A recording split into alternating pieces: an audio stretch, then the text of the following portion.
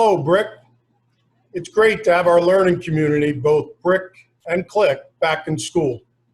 Obviously, this is not a normal school year opening, and we'll have to adapt to our now normal. We do appreciate everybody's support, patience, and flexibility as we face the challenges of this new school year together. Welcoming our students and staff back to school was no small feat. It literally took months of planning to craft new instructional model that met state and CDC guidelines. Some districts weren't able to accomplish this goal and had to open 100% virtually. It is truly a credit to the hard work of our dedicated leaders, pandemic teams, and the staff of Brick Township Public Schools that we were able to welcome our students on September 8th in a flexible and fluid model which provided for both in-person and virtual instruction.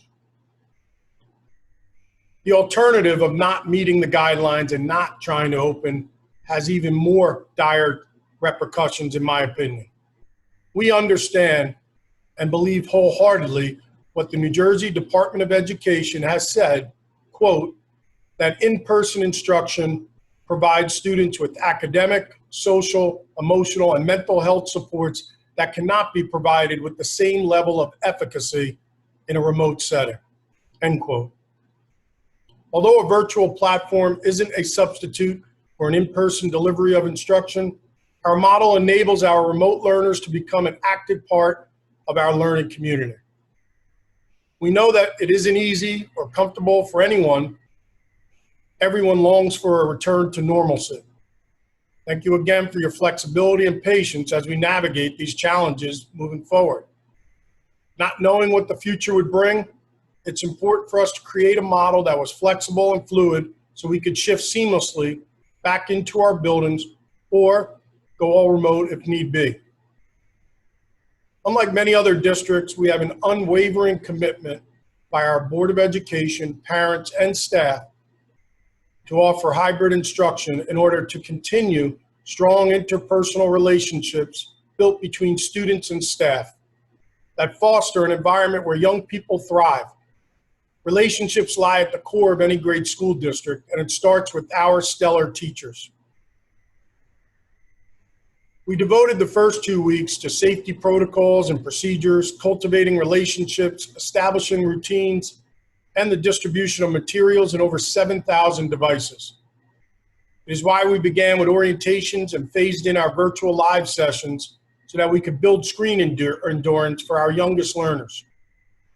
We also coordinated schedules for BSI, ELL, XL, and related services.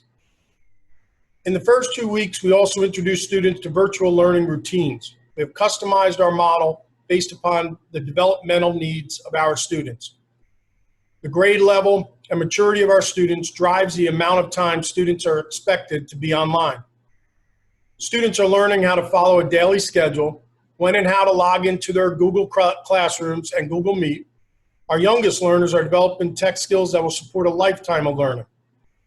Students are learning that the virtual classroom is an extension of our brick and mortar classroom and that school rules still apply to this virtual space. Our virtual classroom is a protected and private space. Technology is a tool to deliver instruction. Instructional technology does not replace good teaching, but rather supports learning by helping to differentiate the delivery of content knowledge. But as I've said, appropriate use of this instructional technology in the hands of our grade teachers can be truly transformational. Please understand that these technology skills differ by teacher, by grade level, and also by content. At the core of this instructional technology paradigm is an effective parent-teacher communication process. So we continue to encourage parents to communicate with the child's teacher if they have any questions or concerns. This was our third week of hybrid learning in Brick Township Public Schools. And I must add, it's been a good start to this historic and very challenging school year. Everyone is doing an amazing job. The many safety protocols we've initiated seem to be working. I'm confident that we will continue to offer a safe and healthy learning environment in our buildings to our students and staff but everybody needs to continue to be diligent and vigilant. Please continue to follow the state and CDC guidelines to help us keep our learning community healthy and safe. The period schedules are different for elementary, middle, and high schools. The time frames between the levels are different because we have 4 tiers of buses. Elementary classroom schedules are different so we could coordinate services. High school and middle school schedules were designed to minimize the commingling of cohorts. Please see Dr. Anderson's and the Department of Curriculum and Instruction's parents video message on our district website that we posted earlier in the week. This is great information for parents on norms and expectations. Additionally, please remember that the Brick Township Public Schools Safe Restart Plan is a living document. Our entire team continues to monitor and adjust based on the current data provided from the Governor's Office, Department of Health, and the Department of Education. We are actively engaged in looking at next steps while always maintaining our focus on the health and safety of our students and staff. At this time, we'll be remaining in the hybrid model with an early dismissal schedule at least through the end of October. We will continue to review information and data to inform our next steps moving forward. A sincere thank you again to all administration and staff and parents as we continue to work as a team to navigate our new now normal. A reminder, some months ago I posted a recommended chain of command for parents to our district website and all school websites. The Board of Education is a policy-making body, and they are our conduit to the community. They do not get involved in day-to-day operations, as this is an administrative role and my job to oversee this. Having said that, I want to stress the importance of a chain of command that has been put in place. We posted this chain of command for parents to our district website. It's important for parents to follow this, as it doesn't help matters when they try to circumvent or usurp a teacher or administrator and reach out immediately to a Board of Education member or central office administration. I know that I've said it again and again, and at times parents that have contacted me have been asked by me if they followed it. Have you spoken to your child's teacher or principal? If you have not, then contact me or a board member directly. I will direct you back through this chain of command. Not to be difficult, my end goal here is to improve morale, increase workplace efficiency, and this is done through proper communication. Following the chain of command allows me to help direct changes in management that are necessary for our district to become even more efficient, and allows my administrative team to respond in a timely manner to your concerns, as well as guide you to the appropriate next level if a resolution cannot be reached. By trying to circumvent the chain of command, you're delaying the resolution we are all looking to get. If I tried to handle every issue of every parent in every building, it would be hard for me to oversee the management and direction and organizational structure of such a large district.